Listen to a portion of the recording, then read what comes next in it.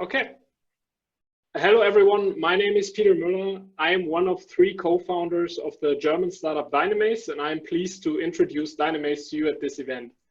What exactly is Dynamaze? We are developing a platform on which we offer the vacancies of currently 15 of the largest leisure providers in Western Germany, such as museums, cinemas, wellness providers, amusement parks, and many more. Why are we doing this? Overall, leisure providers have a low and highly variable occupancy rate. This leads to inefficient personal deployment and high resource consumption on the side of the providers. At the same time, many activities are simply too expensive for many people.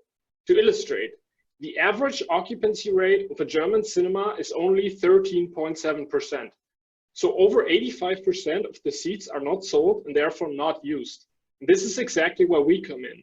We sell exactly those seats that remain unused. And how do we do that? We developed a dynamic pricing algorithm that causes prices to vary based on current demand and supply. This allows providers to optimize their capacities. Customers save money with every booking, and thanks to our fully digital solution, time as well. That's why Dynamaze creates a win-win situation for both sides and even increases the sustainability of the leisure industry, because the resources of the providers are used much more efficiently. And how does Dynamaze look like? This is what Dynamaze looks like at the moment. You choose your favorite activity up to 1 week in advance, book and pay directly through Dynamaze, and validate the ticket directly with the provider. Customers can save up to 60% of the original price and use only our platform for the entire process.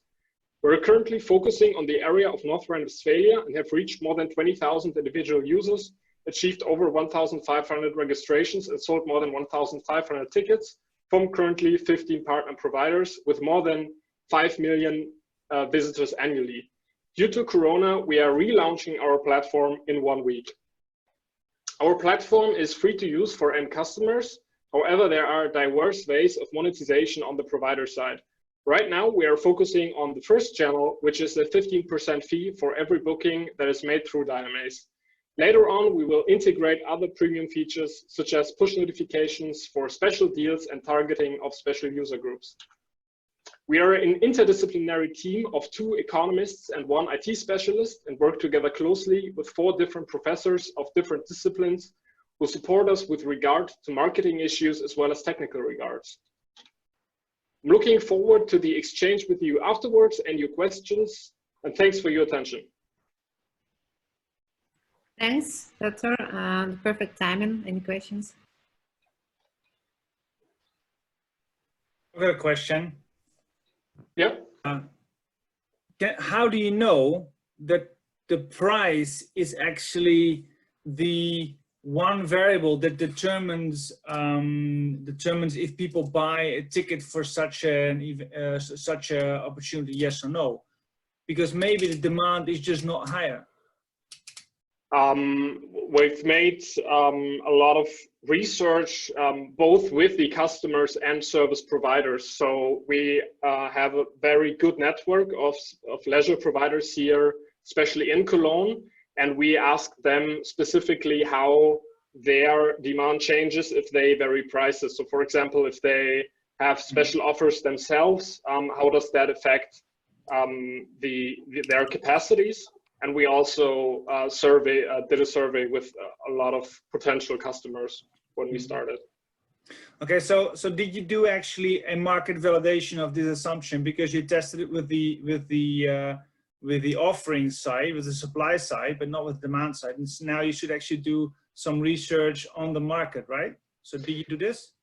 Yeah, I mean, this is kind of the phase that we are doing right now. So we have the platform online, and we are evaluating if we are getting enough traction. And now we will continue doing that after the Corona phase was of course causing us to take it down, but now we will relaunch it again. Sure. Well, great job. I have 2 questions.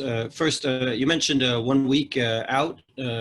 How dynamic is the pricing? Does it continue to change over time? And do you have to map out a separate pricing curve for each product and each customer, or are you aggregating into product categories, like, for instance, movie tickets?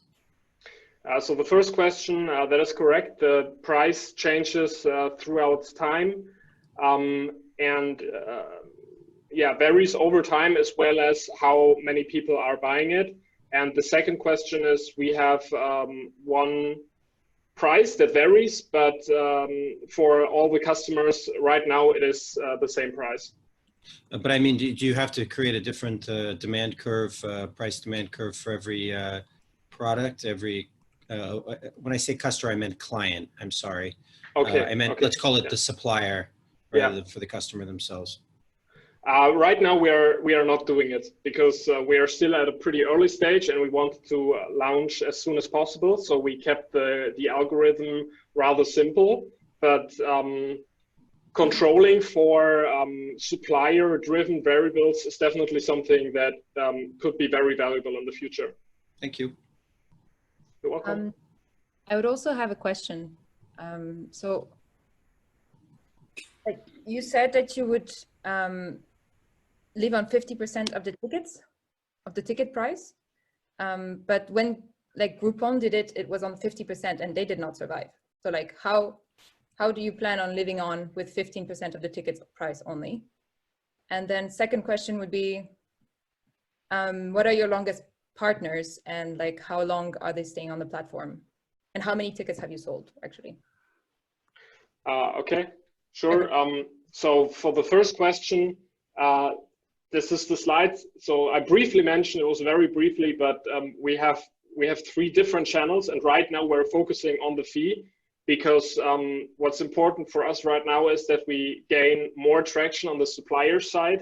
So in order to do that, we're only focusing on one channel, and we think that, for example, Groupon didn't survive because the whole platform was not attractive enough for the suppliers. So basically what happened was that they offered huge discounts, and all the customers, so the end customers, they came at roughly the same times. So it was not really beneficial for the supplier because they didn't come back, and it didn't really have to do anything with optimization. And because we use dynamic prices, that gives this opportunity to use resources as efficient as possible. We think that our solution is much better for the suppliers, so we can attract better and more of these suppliers.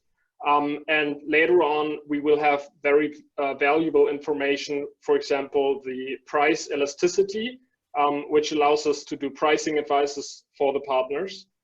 So this is kind of our goal there. And here you can see the numbers. So we have sold a bit more than 1,500 tickets in the period of January until mid of March, which is the time where we had to stop because all of our partners couldn't keep on selling. And so the longest time that we were working together with partners is around 5 or 6 months, which is basically when we launched the platform at first.